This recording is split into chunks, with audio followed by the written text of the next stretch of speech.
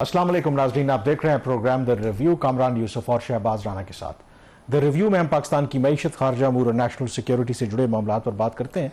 ये हफ्ता काफ़ी इंपॉर्टेंट रहा, बहुत इंटरनल पॉलिसी की बात करें और फॉरेन पॉलिसी की बात करें। फॉरेन पॉलिसी की बात करें तो दो बड़ी डेवलपमेंट्स हुई हैं। एक तो जो स्विट्ज़रलैंड में मुज़ाकरात हुए थे उसका मुश्तरका एलामिया हमारे सामने आया, उसको एक भी जिक्र करेंगे। फिर ईरान के सदर मसूद पज़ेश्कियान ने पाकिस्तान का दौरा किया, उस दौरे का क्या मकसद था उस पर भी बात करेंगे। लेकिन आगाज़ हम करना चाहेंगे इसी हफ्ते जो बड़ी डेवलपमेंट हुई है, और वो है कि बिलाखिर जो कौमी असम्बली से जो अगले माली साल का बजट है वो पास हो गया है और हुकूमत को उसमें कोई दुश्वारी पेश नहीं आई। वैसे तो बजट के हवाले से जो तजावीज़ थी जब बजट प्रेजेंट किया गया था वो हमने सामने रखी थी, लेकिन क्योंकि वो बजट तजावीज़ होती हैं, क्योंकि जब तक कौमी असम्बली से फाइनेंस बिल पास नहीं हो जाता तो उसमें रद्द बदल की जा सकती है। तो कोशिश करेंगे ये जानने की कि ये जो बजट जब आया था, पेश किया था फाइनेंस मिनिस्टर ने, तो अब जब पास हो गया है तो उसमें कोई तब्दीली है क्या, गवर्नमेंट आवाम के लिए कोई रिलीफ है, कोई क्या नई बातें हैं, इस पर बात करेंगे। तो सबसे पहले शहबाज इसी के हवाले से कि ओवरऑल क्या कोई बड़ी तब्दीली है उसमें। ये एज़ यूजुअल ज़ाहिर है कि जब बजट पेश किया जाता है, जैसे मैंने कहा कि वो तजावीज़ होती हैं, हतमी नहीं होता जब तक कौमी असम्बली उसे पास ना कर ले। तो क्या अब जब हमारे पास एक फाइनल फाइनेंस बिल आ गया है तो कोई ब्रॉडर उसमें चेंजेस हैं या ओवरऑल डायरेक्शन जो है और जो बड़े प्रपोजल्स थे वो दैट रिमेन्स द सेम? देखिए, जो डायरेक्शन है बजट की वो तो वही थी जो गवर्नमेंट ने उसको प्रपोज किया पार्लियामेंट में और पार्लियामेंट ने उसको अप्रूव किया। उसमें कोई ख़ास डायरेक्शन में तब्दीली नहीं थी। कुछ ऐसे प्रपोजल्स थे जिसमें जो कौमी असम्बली की कायमा कमेटी बराए ख़जाना है जिसकी सदारत से नवीद कमर करते हैं पाकिस्तान पीपल्स पार्टी के, उन्होंने कुछ जब बजट को क्लॉज बाय क्लॉज डिबेट किया तो वहाँ पे कुछ चीज़ें सामने आई जिनको करेक्ट किया गया। कुछ ऐसी चीज़ें थी जिस पे स्टैंडिंग कमेटी करना चाह रही थी कुछ इकदाम, लेकिन कर नहीं सकती थी, IMF की मजबूरियाँ थी।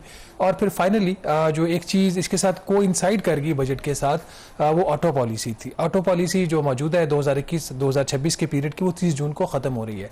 होना तो ये चाहिए था कि सबको पता है 5 साल की ऑटो पॉलिसी है और ये बजट से बहुत पहले ही ये सारी चीज़ें तय हो जाना चाहिए थी।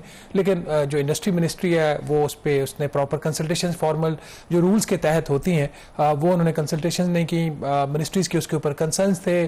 फिर IMF के साथ बहुत लेट ये कुछ प्रपोजल शेयर किए गए, तो उसकी वजह से जो ऑटो पॉलिसी है वो फाइनल नहीं हुई। तो उससे रिलेटेड जो चेंजेस हैं वो बिल्कुल एट द 11th आवर वो क्लियर हुई। फिर मोबाइल फ़ोन्स के हवाले से मामूली सी उसमें तब्दीली है, कुछ ज़्यादा नहीं। कुछ नॉन प्रॉफिट ऑर्गेनाइजेशंस थी, उनके इनकम टैक्स के एग्जम्पशंस। तो अगर आप ओवरऑल बजट को देखें तो जो बजट असेंबली में पेश हुआ था, जो रेफर हुआ स्टैंडिंग कमेटी को जो फाइनेंस किया, और जो बाद में असेंबली को रिपोर्ट पेश की गई कायमा कमेटी की तरफ से, उसमें जो फ़र्क है वो बेहतरी का फ़र्क था। उसमें उन्होंने कुछ ऐसी चीज़ें करने की कोशिश की जो शायद गवर्नमेंट को खुद कर लेनी चाहिए। तो कुछ ब्यूरोक्रेटिक उसमें ऐसी चीज़ें नज़र आई कि जो प्रपोजल्स देखने को तो ठीक लग रहे थे लेकिन वो ब्यूरोक्रेटिक माइंडसेट से बनाए गए थे। जैसे एक प्रपोजल ये था जिस पर शायद हमने बात भी की थी या नहीं, कि अगर कोई लेट अपना गोशवारा इनकम टैक्स का जमा करवाता है, अगर FBR की तरफ से जो कानून में डेट है वो 30 सितंबर की है और FBR के पास इख्तियार उसमें वो तौसीक कर सकता है, तो तौसीक की हुई डेट के बाद फॉर एग्जाम्पल 31 दिसंबर की डेट है लास्ट एक्सटेंडेड, और आप जनवरी में गोशवारा जमा करवाने जाते हैं, तो जनवरी में अगर आप गोशवारा जमा करवाने जाएंगे तो FBR ने यह प्रपोज किया जी कि जो इंडिविजुअल है 25,000 रुपया जुर्माना दे, जो एसोसिएशन ऑफ पर्सनस हैं वो 50,000 रुपया जुर्माना दे, और कुछ बाकी मतलब कंपनीज का उन्होंने 1 लाख रुपया जुर्माना जो है प्रपोज कर दिया। तो उन्होंने ये कहा जी कि आपका मकसद यहाँ पे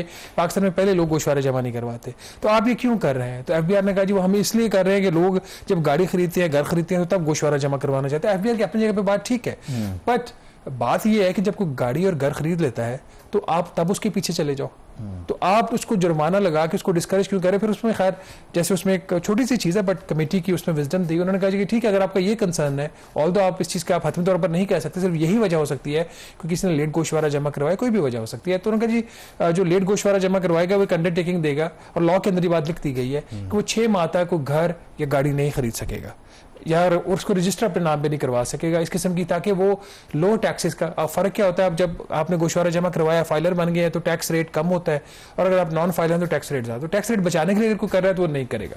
तो इस किस्म की और बहुत सारी चीज़ें थी। फिर एक और जो चीज़ उसके अंदर कमेटी की डिस्कशंस के अंदर आई कि बहुत ज़्यादा इस्तेमाल हो रहा है मिनिमम टैक्स का, कि कोई कंपनी या इंडिविजुअल खसारे में है या मुनाफा में, इरिस्पेक्टिव ऑफ दैट उसने अपनी आमदन का खास हिस्सा, नॉट आमदन, अपनी जो सेल्स हैं उसका 1% या 1.25% या 0.5% मुख्तलिफ मुख्तलिफ रेट्स हैं, वो उसने अपने जो है वो टैक्स में देना है, चाहे वो खसारे में भी जा रहा है। इस किस्म की चीज़ें जब कमेटी के सामने आती हैं तो उसमें बेहतरी बहुत ज़्यादा बिल्स के अंदर आ जाती है। तो इसमें फिर आप ये कह रहे हैं कि ये जो अब गोशवारे जमा कराने वाला जो मामला है, तो वो 25,000 वाली जो पेनल्टी है वो इन्होंने खत्म कर जो प्रपोज की गई थी उसको खत्म कर दिया गया है। 1 लाख रुपए तक थी, कंपनीज के लिए भी थी, वो भी खत्म कर दिया। उसमें साथ उन्होंने प्रोवाइजो डाल दिया, कंडीशन डाल दी है कि आइंदा अगर कोई ऐसा करेगा, लेट जमा करवाएगा गोशवारा, तो वो फिर अपने नाम पे कोई प्रॉपर्टी या कोई गाड़ी रजिस्टर नहीं करवा सकेगा 30 जून तक, या 6 महीने तक या 30 जून तक, जो भी जल्दी है। फॉर एग्जाम्पल अगर किसी ने मई में गाड़ी खरीदी, अपने आप को लेट फाइलर बना है, तो 30 जून को वैसे ही उसका साल खत्म हो जाता है, तो वो जुलाई में गाड़ी अपने नाम पे रजिस्टर करवा सकते हैं। इस किस्म की चीजें उसके अंदर है। बाकी भी कुछ और जो बात की है, टैक्स की बात हो रही है, तो लेट्स ये जो एक और कोशिश के ताजरों को टैक्स नेट में लाया जाए, तो वो जो प्रपोजल है वो भी अब एक्सेप्ट हो गया है कि जो मिनिमम कम से कम ताजरों ने भी एग्री किया था, या उसमें भी पूरा तो बदल किया? अच्छा, उसमें एक बड़ी इंटरेस्टिंग डेवलपमेंट हुई। एक तो ये कि जो ताजरों की टैक्स स्कीम है उसका बिल में उसका ताल्लुक नहीं था। वो इसलिए नहीं था कि कानून के तहत पहले एफबीआर के पास एक इख्तियार है कि वो एक स्पेशल प्रोसीजर के तहत वो इस तरह की स्कीम दे सकता है। ये इख्तियार हुकूमत के पास है। बिल के अंदर उन्होंने एक नई चीज़ डाली है जो बिल्कुल आखिर में आई है, ये पहले नहीं थी, कि अगर कोई ताजिर, ये पहले तो बात ये कि स्कीम है क्या, इस पर बड़ी डिटेल में बात हो चुकी है। ऑप्शनल स्कीम है। ताजिरों को कहा गया है कि आप या तो नॉर्मल टैक्स रजीम में रहते हो, अपने गोशवारा जमा करवा दो। वो अभी तक कोई 6.5 लाख ताजिर हैं जो टैक्स नेटवर्क के नेट के अंदर हैं।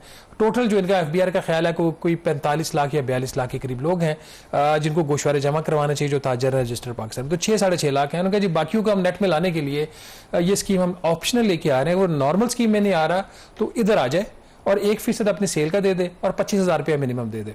ये ऑप्शनल स्कीम। अब इस लॉ के अंदर उन्होंने कैसी चीज़ कर दी है जिसे कुछ तहफ़्फ़ुज़ात पैदा होते हैं। कानून में ये एक शिक डाली गई है कि जो ताजिर इस स्कीम को ऑप्ट करता है तो ऑप्शनल, तो वो 1 साल के बाद 30 जून 2027 को वो स्कीम से निकल सकता है। अब इसमें सवाल ये है, अगर वो निकलना चाहे तो निकल सकता है, उसको कोई पूछेगा नहीं। अच्छा, इसमें मेरी जब हुकूमत के लोगों से बात हुई, उन्होंने कहा इसमें क्या मसला है, वो तो वैसे भी निकल सकता है, तो स्कीम में वो ना आए जिसने नॉर्मल में रहना है। मैंने कहा आप लोग इस बात को समझिए वो करना क्या चाह रहा है। अब ताजिर को एक फैसिलिटी मिल गई है। ताजिर को फैसिलिटी ये मिल गई है कि वो इस फिक्स स्कीम में आएगा 1 साल के लिए। अच्छा, अपने असासे डिक्लेयर करेगा, ठीक है, जो वो नॉर्मल स्कीम में जाकर डिक्लेयर नहीं कर सकता अगर उसने छुपाए हुए हैं। अगर उसने असासे छुपाए हुए हैं तो वो नॉर्मल स्कीम में जब जाकर डिक्लेयर करेगा तो वो पकड़ा जा सकता है। यहाँ पे हुकूमत ने ये कहा कि तुम मुझे 1% अपनी सेल्स का टैक्स दो और 25,000 रुपया दो मुझे एक कैश, और जो तुम असासे अपने डिक्लेयर करना चाहो कर लो, तुम्हारा ऑडिट नहीं होगा। सही है, ठीक है। तो अब तुम्हारा ऑडिट नहीं होगा, इसका मतलब जो असासा आज तक आपने छुपाया हुआ था वो आपने क्या कर लिया, उसको वाइट कर दिया। तो वो अंदर सिस्टम क्या आएगा, असासे वाइट करेगा और करके वो 30 जून 2027 को एक एमनेस्टी हो गई ना ये तो। अब ये एमनेस्टी लग रही है। पहले मैं भी इसको एमनेस्टी कहने के लिए तैयार नहीं था, क्योंकि जो बिलाल अजहर कियानी है जो minister of state for finance है, उन्होंने ये बड़ी दो टोक बात की थी, आपने हमारे प्रोग्राम में की थी कि अगर कोई नॉर्मेलिटी उनके रिटर्न गोशवारा जमा करवाया, गोशवारे के अंदर उन्होंने कोई असासा नहीं दिखाया, तो वो हमें पता चल जाता है उसका असासा, तो फिर उसका ऑडिट होगा। तो यहाँ पे तो उल्टा हो गया ना, वो आएगा असासा दिखाएगा, उसको डिक्लेयर करेगा, और क्योंकि असासे के ऊपर तो कोई टैक्स नहीं, आपकी आमदन के ऊपर टैक्स है, और पीछे तो आपने टैक्स देना नहीं है, आपने इस साल का टैक्स देना है 2026 की आमदन के ऊपर। तो 2026 की आमदन के ऊपर पूरा ईमानदारी से 1% वो टैक्स दे सकता है। ईमानदारी से अपने असासे दिखाएगा जो पहले छुपाए हुए थे, उसके बाद अगर वो निकलना चाहे तो 1 साल बाद निकल सकता है। तो ये इसको भी देखने की जरूरत है, क्योंकि टैक्सों की खैर बात होती है, ताकि इसी को आगे करें। एक जो मेजर इशू था ऑब्वियसली जो रियल एस्टेट से जुड़े जो हैं लोग, उनका बहुत अरसे से कंसर्न है कि जो इसको टैक्स नेट में लाने की कोशिश की गई है, टैक्स बढ़ाया गया है, तो उससे काफ़ी ये जो शोबा है नीचे चला गया है। तो उसमें आई थिंक IMF की भी रिजर्वेशंस थी, तो कोई आई थिंक रिलैक्सेशन जो है बिल्कुल वो फिर हाईएस्ट लेवल से इंटरवेंशन हुई है। जब हुकूमत ने ये बजट प्रपोज किया था, उसमें जो रियल एस्टेट सेक्टर के ऊपर जो भी टैक्सों का बोझ था इनकम टैक्स का, उसको आधा कर दिया गया था। तो 115 अरब रुपए की रियल एस्टेट सेक्टर को रिलीफ दी गई थी। उनके सेल और परचेज के ऊपर जो भी विदहोल्डिंग टैक्सेस रेट से उनको हाफ कर दिया गया। तो उस वक्त IMF ऑन बोर्ड नहीं था। फिर जब मैंने जराए से चेक किया, उन्होंने कहा जी कि बिल्कुल अब IMF ऑन बोर्ड आ गया, और एक दफ़ा फिर जो इंटरवेंशन हुई वो हाईएस्ट लेवल से हुई है। तो हुकूमत को ये उम्मीद थी कि हम कर लेंगे, तो उन्होंने करवा लिया। कुछ आपकी साइड से भी कुछ हम एडवांटेज ले लेते हैं ना, तो इस तरह के एडवांटेज होते रहते हैं वो। बट इसमें एक सवाल जरूर पैदा होता है, ठीक है, रियल एस्टेट सेक्टर जो है वो डाउन जा रहा था, उसके बहुत सारे फैक्टर्स थे, उसमें टैक्सेशन भी शायद एक फैक्टर होगा। अगर कोई 200 अरब रुपया टैक्स दे रहा है और आप उसको 115 अरब रुपए की रिलीफ दे देते तो दे सकते हो। सेक्टर को चलाना चाहते हैं ना, प्लॉट्स की खरीद और फरोख्त हुकूमत करना चाहती है तो कर ले। सैलरी क्लास जो 630 अरब रुपया टैक्स देती है, उसको आपने दिया 52 अरब रुपए की रिलीफ। तो ये कोई कोई बनता नहीं है। यहाँ पे किसी को ख्याल नहीं है कि यहाँ पे भी आधे टैक्सेस कम हो सकते थे अगर हुकूमत करना और चाहिए। ये 200 अरब की बात कर रहे हैं तो ये जो प्रॉपर्टी का काम है ट्रिलियन में होता है, ये ट्रिलियंस में काम होता है। अब ये तो अब इसमें एक और चीज़ है ना कि आप तीन तरह की प्राइस है, फेयर मार्केट वैल्यू है इसकी जो एक्चुअल प्राइस है, एक उसकी एफबीआर की वैल्यू है, एक प्रोविंशियल वैल्यू है। तो एफबीआर की वैल्यू का आप टैक्स लेते हो जो कि फेयर मार्केट वैल्यू से भी 20-30% कम ही होता है। तो ज्यादातर लोग कानूनी तो उसमें कोई टैक्स चोरी तो नहीं है। अगर किसी ने 1 करोड़ रुपए की घर ली है और एफबीआर की वैल्यू 70 लाख है तो 70 लाख का वो पहले अगर वो खरीदार है तो 70 लाख का वो दे रहा था कोई 2.5% के करीब टैक्स, अब वो देगा 1.25% 70 लाख का। तो ये इस किस्म की चीजें हैं इसके अंदर। बहरहाल ये वो भी फाइनल, सुपर टैक्स भी फाइनल हो गया। सुपर टैक्स के अंदर जो हुकूमत ने रिलीफ जिस तरह बजट में प्रपोज की थी वो हो गया। इससे कॉर्पोरेट सेक्टर को और हाई इनकम अर्नर्स को ज्यादा फायदा होगा इसके अंदर। अच्छा, ओवरऑल मेरे ख्याल में बाकी स्पेसिफिक इश्यूज के ऊपर खास करके वो जो ऑटो सेक्टर के हवाले से ही बात करनी है, बट जो ओवरऑल अगर आप फिस्कल नंबर्स की बात करें, जो बजट का साइज है, जो टैक्स का टारगेट है, फिर सूबों ने भी इसमें अपनी कंट्रीब्यूशन डाली, तो उसमें भी बाय एंड लार्ज वो सेम पिक्चर है। और वो इम्पोर्टेंटली आई थिंक जो बजट का साइज देखें, हुजम देखें, क्योंकि एक तो ये है ना कि हमारी अभी भी हम एक स्टेबलाइजेशन के फेज में, IMF के प्रोग्राम में अखराजात हमें कम करने हैं, बट बजट को देखें तो पिछले साल के मुकाबले में कितने 20% ज्यादा अखराजात, इसका मतलब है ज्यादा है आप अखराजात। इसलिए हमने जो खबर भी की थी इस हफ्ते कि एक्सपेंशनरी बजट दिया गया है, एक बड़े खसारे वाला बजट इस दफा दिया गया है।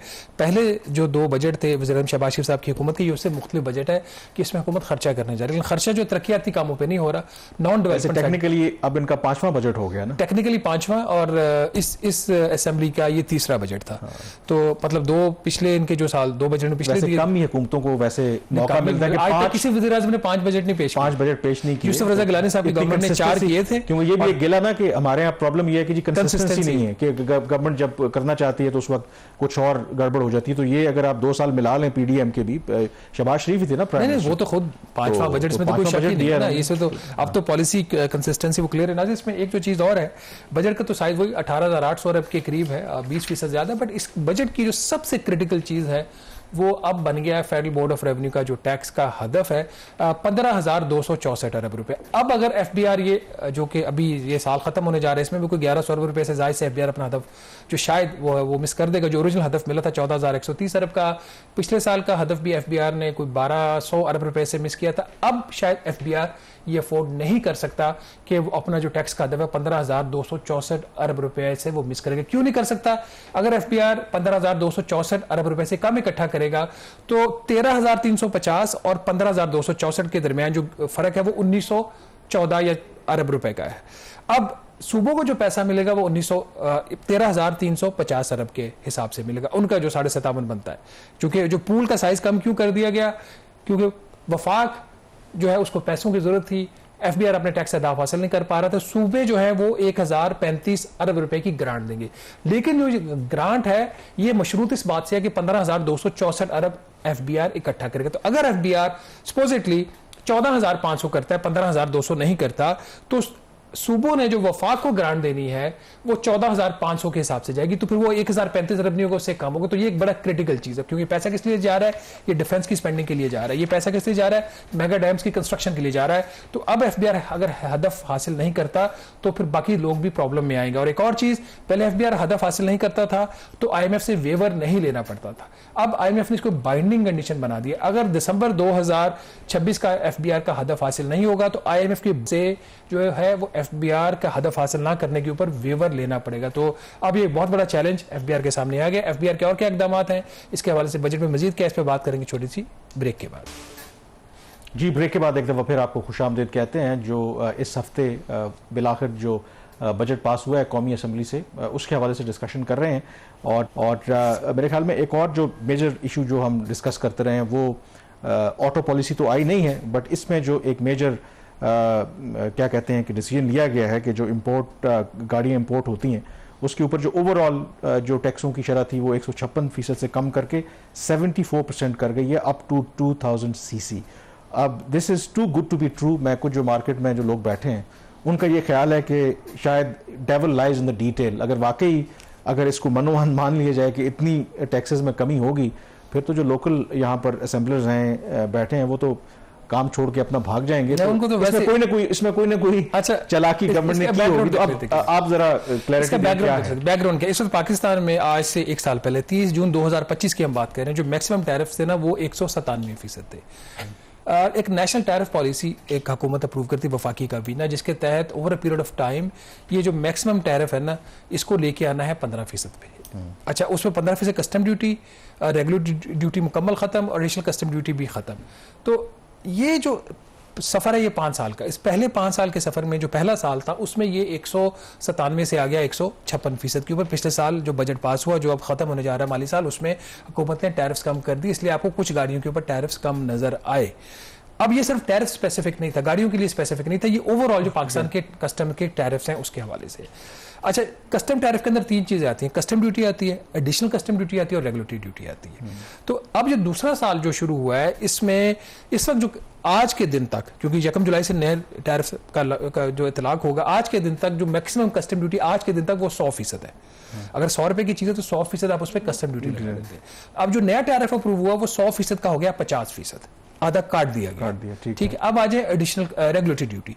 रेगुलेटरी ड्यूटी जो इस वक्त है वो कोई, मेरा ख्याल है वो भी कोई 50% के करीब है। ठीक है, 50 का उन्होंने कम करके कर दिया, इसको ले आए मेरा ख्याल 20, इसके ऊपर आप कर लें 74 है ना, हाँ, इसको 20% पे, 50 से ये रेगुलेटरी ड्यूटी आ गई 20%, 70% हो गया। 6% एडिशनल कस्टम ड्यूटी है और हर जो एडिशनल कस्टम ड्यूटी की स्लैब उसमें 2% कमी कर दी गई, तो 74%। तो ये है टोटल इस वक्त जो टैरिफ बना है, जिसके ऊपर अब जो भी पाकिस्तान में गाड़ी, कोई भी प्रोडक्ट जो इंपोर्ट होगी वो असेस होगी। अब उसके साथ ही वो टैरिफ की सारी वो जो चेंजेस हैं शेड्यूल के अंदर वो सारी हुकूमत करेगी। अब हो ये रहा था कि जैसे हम स्टार्ट में हमने हिंट किया था कि जो नेशनल हमारी जो ऑटो पॉलिसी आनी थी वो जो इंडस्ट्री की वजारत है वो वक्त पर नहीं ला सकी। तो IMF के साथ भी ये चीज़ें डिस्कस हुई, IMF को प्रपोज किया, IMF ने इन्होंने कहा जी कि हम 1% सेल्स टैक्स लेंगे और जो एग्जिस्टिंग टैरिफ प्रोटेक्शन है कंटिन्यू करेंगे। IMF ने सेल्स टैक्स 1% लेने से मना कर दिया। इसका मतलब जो सेल्स टैक्स है आप गाड़ियों के ऊपर वो हो गया, जहां पे एग्जम्पशन थी हाइब्रिड वाली वो खत्म हो गई और वो आपकी चला गया 18% के ऊपर। कस्टम ड्यूटीज और एडिशनल कस्टम ड्यूटीज जो है कानून में पास हो गया वो हो जाएंगी कम। तो इफेक्टिवली जो गाड़ी, अब हम कोई भी एग्जांपल ले, जो मैक्सिमम जो टैरिफ हमारा जो था 1800 सीसी प्लस के ऊपर, 1800 सीसी से ज्यादा वाली गाड़ी के ऊपर वो था आपका 156%, वो 74% पे आ चुका है। अब चूंकि 2000 सीसी और 3000 सीसी तक की भी गाड़ी है, 2000 सीसी की जो गाड़ी है, अब वज़ीर आज़म शहबाज शरीफ साहब का ये ख्याल था इस सारी डिस्कशन के दौरान कि ये जो महंगी गाड़ी है ना इसको तो आपने सस्ता नहीं होने देना। तो जो 2000 से 3000 सीसी की गाड़ी उसके ऊपर लगा दिया 82%, जो इधर से कमी हुई थी ना, गालबन 86% या 82% उसके ऊपर इजाफी इन्होंने ड्यूटी लगा दी, और एक लगा दी है जो 3000 सीसी से ऊपर उस पर लगा दिया 92% ड्यूटी। तो वो जो गाड़ी है 2000 सीसी प्लस वो तो सस्ती नहीं हो रही, वहां पर हुकूमत ने एक स्पेशल एक लगा दी फेडरल एक्साइज ड्यूटी। अब इसके नीचे आ जाए जिसमें ज्यादातर पाकिस्तान के जो लोग हैं जिनके पास गाड़ी है, अगर हम बात करते हैं इसकी 1800 सीसी से लेकर 2000 सीसी तक की गाड़ी, उसका जो टैरिफ है ये तीनों टैरिफ मिला के custom duty, additional custom duty और रेगुलेटरी ड्यूटी कम हो गई है। आज के दिन में वो 1 जुलाई को वो हो जाएगी 74%, तो 82% यहाँ पे रिडक्शन हुकूमत ने कर दी है। दूसरा आपका आ गया 1500 से 1800 सीसी की गाड़ियाँ, इसमें हाई एंड की गाड़ियाँ थोड़ी सी इसमें भी आ जाती हैं। इसका जो टैरिफ था पहले 91% था, 91 से इसको कम करके कर दिया गया 57% as per the national tariff policy. ठीक हो गया। अब यहाँ पे 34% टैरिफ में कमी है, तो ये आपको रिलीफ नजर आ रही है। अच्छा, इसका मतलब ये नहीं कि सारी गाड़ी जो की प्राइस है वो 34% कम हो जाएगी, सेल्स टैक्स तो इसके ऊपर लगना है ना, तो वो इफेक्टिव कितना इंपैक्ट आएगा वो वर्कआउट करने की जरूरत है। अब 1000 से 1500 सीसी की जो कैटेगरी है जिसमें आपकी ये सारी अपर मिडिल इनकम ग्रुप की जो ज्यादातर गाड़ियां फॉल करती हैं, इसका टैरिफ था पहले 76%, इसको कम करके कर दिया गया 52%। ठीक है, ये इस ड्यूटीज के ऊपर असेस होती थी। 850 से 1000 सीसी तक 71% था, उसको कम करके कर दिया 47%, और 850 सीसी तक जिसमें मोटर बाइक्स और सारे आ जाते हैं इसका 66% था, उसको 42% कर दिया। और जो ऑटो पार्ट्स थे, ऑटो पार्ट्स के ऊपर भी जो ड्यूटी सारी मिला के, कस्टम ड्यूटी 35%, बाकी सारा मिला के 61% टैरिफ था, उसको कम करके 45% कर दिया गया। तो ये नेशनल हमारी जो टैरिफ पॉलिसी है उसके मुताबिक इस वक्त ये टैरिफ हो गए। अब सवाल यहाँ पे ये पैदा होता है जहाँ पे सारी कन्फ्यूजन जो आप भी कह रहे हैं और मार्केट के अंदर भी कंफ्यूजन है।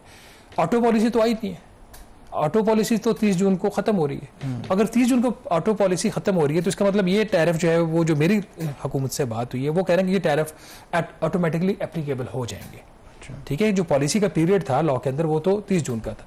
अब क्या हुकूमत जो 30 जून वाली खत्म हो रही उसको एक्सटेंड करेगी तो क्या ऑर्डिनेंस लेके आएगी, क्या करेगी, उसके ऊपर अभी क्लैरिटी नहीं। लेकिन आज के दिन तक ये टैरिफ्स कम हो गए। अब जब ऑटो पॉलिसी आएगी, अब उसमें हो सकता है उसको तो और ज्यादा प्लेयर्स शामिल हो जाएं, जब और ज्यादा प्लेयर्स शामिल हो जाएंगे तो गवर्नमेंट पे दबाव भी आ सकता है। लेकिन अभी तक हुकूमत ने हर तरह का दबाव जो प्रॉब्लम है मेरी, जो कुछ ये लोग काम करते हैं उनसे बात हो रही है, उन्होंने कहा जी कि जब तक वो पूरी डिटेल सामने नहीं आती कि प्रैक्टिकली ये पॉसिबल है। एक तो जो पहले जो गाड़ियां इंपोर्ट होती थी इवन यूज्ड भी, उस पॉलिसी को अब इतना मुश्किल बना दिया गया है कि अब आप उस तरीके से गाड़ियां इंपोर्ट नहीं कर सकते। ऑलरेडी जो गाड़ियां आई थी वो फंसी हुई हैं, वो आई थिंक कराची पोर्ट के ऊपर कहते हैं 5000 से ज्यादा गाड़ियां, वो भी क्लियर नहीं हो रही। फिर दूसरा अगर आप करने जाते हैं, मसलन में एक वो बात हो रही थी कि जो हमारे यहाँ एक डिसेबल्ड कोटा भी होता है कि जो डिसेबल्ड हैं तो वो गाड़ी भी वो मंगवा सकते हैं, उनको एक रिलैक्सेशन होती है। तो मेरी किसी से बात हो रही थी, वो कहते हैं अगर आप वो करने जाए ना, वो 6 महीने की सारी एफर्ट करके कि वो अब उसमें जो आई डोंट नो कि कितना ये आप इस पर रोशनी डालें जी, इसका पॉलिसी उन्होंने ये बनाई है कि वो जो जिस शख्स ने अगर कोई डिसेबल्ड है या डिफरेंटली एबल है, आप अब यूज़ करते हैं वर्ड, कि उसको पहले जिस मुल्क में मिले, से जापान से वो लेने जाते तो जापान में बाकायदा तौर पर वहाँ पहले खुद जाएगा, खुद अपने नाम पे गाड़ी निकलवाएगा, वहाँ से लेके तब वो इस तरह से, तो आप प्रैक्टिकली वो चीजें इतनी मुश्किल है। अब आई डोंट नो इसकी पे क्लैरिटी नहीं देखे। एक तो ये कि गवर्नमेंट के अंदर इसके ऊपर झगड़ा पड़ा। एक एग्जांपल दी है मैंने कि ये वाकई अगर आप तो ये कह रहे हैं दो तरह की चीजें, चले आम जो सारिफ है, आम जो लोग हैं वो तो कहेंगे कि ठीक है ये तो बड़ी फायदे वाली बात है, बट जो लोकल जो भी असेंबलर्स यहाँ पे बैठे हुए हैं, अगर आप इतनी प्राइसेस कम कर देंगे और कम हो जाती हैं और अगर उसमें 19-20 का फर्क रह जाता है, तो हमारे आम तौर पर तो तासुर ये है ना कि इंपोर्टेड गाड़ी ज़्यादा रिलायबल होती है, सेफ्टी फीचर्स भी होते हैं, उस पर आप ट्रस्ट ज़्यादा कर सकते हैं। तो फिर लोग फिर जो लोकल यहाँ पे जो इंडस्ट्री है या जिन्होंने इन्वेस्ट किया हुआ है तो वो रिएक्ट नहीं करेंगे। देखिए, हुकूमत का और IMF का दोनों का यही पर्पस है कि ये जो एक प्रोटेक्शन मिली हुई ना लोकल असेंबलर्स को, ये खत्म की जाए। ये डेलिबरेटली हो रहा है, ये ऐसा नहीं कोई मिस्टेक हो गई या कुछ और हो गया। इसमें इंडस्ट्री की वजारत ने बड़ा जोर लगाया है कि ये पॉलिसी जो है ये टैरिफ्स कम ना हो, बट हुकूमत का भी ये ख्याल है और IMF का भी ये ख्याल है कि आप इंटरनेशनल जो प्लेयर है, फॉरेन इन्वेस्टर है, आप उसको डिसएडवांटेजेस पोजीशन के ऊपर नहीं रख सकते, आपको उसको वही पोजीशन। बट पूरी दुनिया में, इंडिया की एग्जांपल आप दे लें, इंडिया में आप गाड़ी इंपोर्ट करना बिल्कुल नेक्स्ट टू इम्पॉसिबल है या इतना महंगा है, लेकिन उनकी लोकल जो इंडस्ट्री है, स्केल ऑफ इकोनॉमी भी बड़ी है कि शायद छोटी गाड़ियां वो लेना। आप ही मुझे एग्जांपल दे दें, हम प्रोग्राम डिस्कशन करते हैं कि कितनी सस्ती गाड़ी है। अगर इंडिया ने प्रोटेक्शन दी है, मुझे नहीं पता, आप कह रहे हैं, मैंने स्टडी किया इंडिया का मॉडल, बट अगर इंडिया ने प्रोटेक्शन दी है तो उसने, इंडिया की गवर्नमेंट ने ये भी अश्योर किया है कि उनके लोगों को गाड़ी सस्ती मिले। यहाँ पे तो एक हर तरफ से ना एक अपने जिसकी मोनोपोली है वही उसको एक्सप्लॉइट कर रहा है। तो इस लिहाज से आप देखने वाले जो यूज कार्स की आप तरफ इशारा कर रहे हैं, यूज कार के ऊपर भी एक बहुत बड़ी तब्दीली आ चुकी है, 1 जुलाई से इंप्लीमेंट होने जा रही है। एज लिमिट यूज कार की खत्म कर दी गई है, 5 साल वाली लिमिट भी खत्म हो रही है 30 जून को। अच्छा, ठीक है, आप 10 साल पुरानी, 20 साल, 30 साल पुरानी गाड़ी भी मंगवा सकते हैं, सब्जेक्ट टू द कंडीशन कि सेफ्टी स्टैंडर्ड्स वो मीट करे। अब वो है नॉन टैरिफ बैरियर। एक टैरिफ बैरियर जिसका हमने डिस्कस कर लिया वो कम कर दिए, नॉन टैरिफ बैरियर अपनी जगह पे एग्जिस्ट कर रहा है। दूसरी उसके अंदर एक और तब्दीली है कि जो एडिशनल रेगुलेटरी ड्यूटी या ड्यूटी एक लगाई हुई थी गाड़ी यूज गाड़ियों के ऊपर 40%, वो इस साल कम होकर 30% पे आ जाएगी। अब प्रॉब्लम यह है कि अब गवर्नमेंट के अंदर एक झगड़ा पड़ गया कि अभी जो इसके एनवायरमेंटल स्टैंडर्ड्स हैं, ये जज इसको असेस करते थी इंजीनियरिंग डेवलपमेंट बोर्ड। पहले ये फंक्शन होता था Pakistan standard quality control authority के पास, PSQC है, जो कि साइंस एंड टेक्नोलॉजी वजारत के अंडर थी। जो इंजीनियरिंग डेवलपमेंट बोर्ड है वो इंडस्ट्री मिनिस्ट्री के अंडर है। तो एक गवर्नमेंट के अंदर झगड़ा पड़ता है, असेस करेगा कौन। तो वो झगड़ा अपनी जगह पे, बहरहाल नाज़रीन, ये इसके ऊपर एक है क्लैरिटी गवर्नमेंट को इस पर देनी चाहिए। इस पर मेरा ख्याल हारून अख्तर खान साहब को प्रेस कॉन्फ्रेंस करनी चाहिए, जाम कमाल साहब को, और चेयरमैन प्रेस कॉन्फ्रेंस करें, लोगों को बताएं कि गाड़ियों का इस वक्त जो ड्यूटी स्ट्रक्चर है और वो क्या है, उसमें क्या तब्दीली। ओवरऑल गवर्नमेंट ने बजट दे दिया है, एम्बिशियस बजट है ये वाला, किस हद तक इंप्लीमेंट होता है इस पर, किस हद तक नहीं, खासतौर पर जो रेवेन्यू वाली साइड है इसके ऊपर हम नजर तो रखेंगे। लेकिन हुकूमत ने कोशिश ये जरूर किया कि अगर 3-4 साल से आवाम को तकलीफ है टैक्सेस की, उसमें कुछ उन्होंने कमी की है। यहाँ पे ब्रेक लेंगे, छोटी सी ब्रेक के बाद वापस आएंगे तो बात करेंगे ईरान के ताल्लुकात दुनिया के साथ कैसे हैं, पाकिस्तान के कैसे हैं, के साथ कैसे हैं। Stay with us. जी, ब्रेक के बाद एक दफ़ा फिर आपको खुशामदीद कहते हैं। इस हफ्ते 2 और बड़ी डेवलपमेंट्स हुई हैं। एक तो जो मुज़ाकरात हुए थे स्विट्ज़रलैंड में, और पहले तो मुख्तलिफ बातें हो रही थी कि शायद उसमें कोई ब्रेक थ्रू ना हो, लेकिन फिर पाकिस्तान और कतर जो मीडिएट करवा रहे थे उनकी तरफ से मुश्तरका एलामिया जो सामने आया, तो डेफिनेटली उसमें एक फॉरवर्ड मूवमेंट हुई है। और अब जो है वर्किंग ग्रुप्स बना दिए गए हैं, वो न्यूक्लियर इशू हो ईरान का, उनके मुंजमद असासे हों, या लबनान की जंग हो, इसके हवाले से। और मोर इम्पॉर्टेंटली जो बड़ी डेवलपमेंट हुई है कि आप उसे कह सकते हैं कि सब्सटैंटिव प्रोग्रेस है कि कई दहाइयों के बाद जो अमेरिका है, बेशक आर्जी तौर पर ही रिलीफ क्यों ना दिया हो, तो वो स्पेशल जो उनकी वज़ीर ख़जाना है, उन्होंने ये हुक्मनामा जारी किया है कि अब ईरान जो है वो तेल और जो पेट्रोकेमिकल जो मसनूआत हैं वो इंटरनेशनल मार्केट में वो बेच सकते हैं टिल द टाइम जो 60 दिन की विंडो है जिसमें एक हतमी मुआहदे तक पहुंचना है। और ये एक अहम जो MOU में जो 14 नुकाती था पाकिस्तान के तवस्सुत से हुआ था, उसमें एक अहम शर्त थी। लेकिन जो दूसरी तरफ जो एक कंट्रोवर्सी भी है, यानी कि JD Vance vice president America के जब वो स्विट्जरलैंड से गए तो उन्होंने ये कहा कि इसके बदले अमेरिका को क्या मिला है। उन्होंने कहा है कि ईरान ने अग्री किया है कि वो एक्सेस देगा जो इंटरनेशनल एटॉमिक एनर्जी एजेंसी के इंस्पेक्टर्स हैं जो न्यूक्लियर साइट्स हैं वहाँ तक, और इसके हवाले से उन्होंने कहा है। लेकिन जो दूसरी तरफ ईरान है, उन्होंने कहा है कि अभी तक इस तरह की कोई बात नहीं हुई और हम जो अपनी न्यूक्लियर साइट्स हैं फ़िलहाल इंटरनेशनल एटॉमिक एनर्जी एजेंसी के जो इंस्पेक्टर्स हैं उनको उन तक रसाई नहीं देंगी। बट ओवरऑल डिस्पाइट ये कुछ डोमेस्टिक ऑडियंस के लिए भी दोनों तरफ से इस तरह की बातें होती हैं, इट सीम्स के जो लोगों को शहबाज एक तो इस पॉइंट पर आना, जब जंग शुरू हुई थी कि इनके दरमियान जंगबंदी कैसे हुई थी, लोगों को यकीन नहीं था। जंगबंदी हुई आर्जी से ओपन एंडेड के बाद MOU हुआ, MOU के बाद मुज़ाकरात हुए, मुज़ाकरात के बाद अब एक रोड मैप तक बन गया है, एक 60 दिन का जो एक पूरा फ्रेमवर्क बना है, हाई लेवल की पॉलिटिकल कमेटी बन गई है, वर्किंग ग्रुप्स बन गए हैं। तो उसको अगर आप सामने रखें तो बाकी तो बातचीत चलती रहती है। So there is certainly a lot of progress और उसमें आई थिंक क्रेडिट जो है वो पाकिस्तान को जाता है। डेफिनेटली पाकिस्तान का जो क्रेडिट है वो बनता है। हालांकि कुछ स्पॉयलर्स ने वो उसमें अपना जो रंग वो दिखाने की कोशिश की। देखिए 28 फरवरी से लेके आज तक दुनिया बहुत बदल गई है। जो एक सुपर पावर थी वो सब कुछ मानना पड़ा जो शायद उसने 27 फरवरी को सोचा भी नहीं होगा जब वो प्लान कर रहा था अटैक करने के लिए कि क्या सूरत हाल थी। बट वेरी क्विकली ये जो अब MOU हो गया, इनकी जो इनिशियल जो एक स्टेटमेंट आई है स्विट्जरलैंड से, उस स्टेटमेंट की क्या अहमियत है? क्या वो एक क्लियर पाथ आगे देता है या फिर उसमें फिर कोई किसी साइड से भी कोई प्रॉब्लम जो है वो आ सकता है? नहीं, अपेरेंटली तो क्लियर पाथ है उसमें। जैसे मैंने कहा कि जो वर्किंग ग्रुप्स हैं वो बन गए हैं, एक जो हाई लेवल की ओवरसाइट कमेटी बनी है जिसको ये जो वर्किंग ग्रुप्स हैं वो रिपोर्ट करेंगे।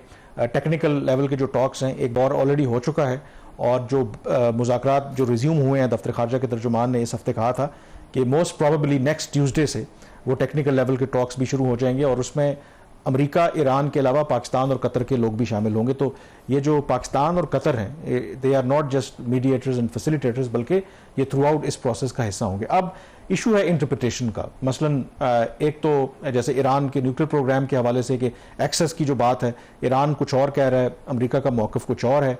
फिर स्ट्रेट ऑफ हॉर्मुज़ को लेकर के भी थोड़ी कन्फ्यूजन है, यानी कि अभी तो 60 दिन के लिए तो ईरान ने कहा है कि वो कोई टोल या कोई फ़ी चार्ज नहीं करेंगे, लेकिन 60 दिन के बाद वो ओमान के साथ इस वक्त बातचीत कर रहे हैं, क्योंकि ओमान भी एक स्टेक होल्डर है कि किन प्रोटोकॉल्स के तहत ये स्टेट ऑफ हॉर्मुज़ को चलाया जाए। ये ज़रूर उन्होंने कहा है कि जो भी नया प्रोटोकॉल आएगा वो बैन अल-अक़वामी कवानीन को सामने रखते हुए होगा। तो जो ईरान का चीफ नेगोशिएटर थे बाकर गालिबाफ और ईरान के फॉरेन मिनिस्टर, वो स्विट्ज़रलैंड से ओमान गए थे और वहाँ पर भी जो उनके मुज़ाकरात हुए तो एक ओमान के साथ भी उन्होंने जॉइंट वर्किंग ग्रुप बनाया है। फिर जो इंटरेस्टिंग एक बात है कि इसमें ईरान ने ये दावा किया था कि पार्ट ऑफ जो उनके मुंजमद असासे हैं उनको रिलीज़ कर दिया गया है। अब जो अमेरिका है उनकी इंटरप्रिटेशन मुख्तलिफ है। वो कहते हैं अभी तक हमने कोई रिलीज़ नहीं किए और अगर हम रिलीज़ भी करेंगे, ये अमेरिकी सदर ट्रंप ने भी कहा है, उनके जो वज़ीर ख़जाना उन्होंने भी कहा है कि वो जो मुंजमद पैसा है अमेरिका ईरान का, उस पैसे से जो ईरान है वो सोयाबीन या ज़राअत की प्रोडक्ट वो अमेरिका से खरीदेगा, यानी कि उनको कैश नहीं दिया जाएगा। ये मुझे याद आ गया हमारा F-16 के हमने जो पैसे दिए हुए थे और वो फिर प्रेसलर और जो अमेंडमेंट्स लग गई तो उसमें फिर वो उन्होंने कॉम्पनसेट किया कि आप उसके बदले गंदम ले लें, उन्होंने कभी कैश नहीं दिया कभी। तो अफगानिस्तान के केस में भी जो इन्होंने अफगानिस्तान का पैसा इन्होंने रोका हुआ था वो भी उसको गवर्नमेंट जो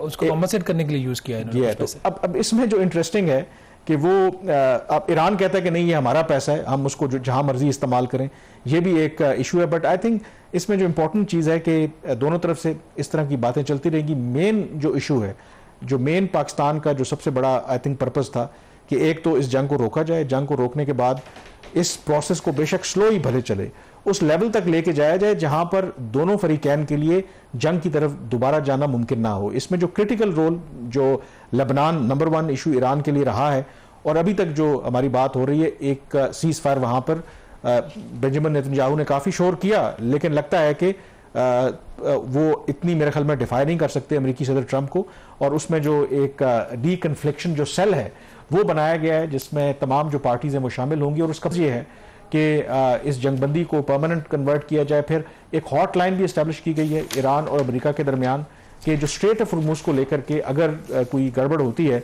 तो उसमें कोई मिसअंडरस्टैंडिंग ना हो।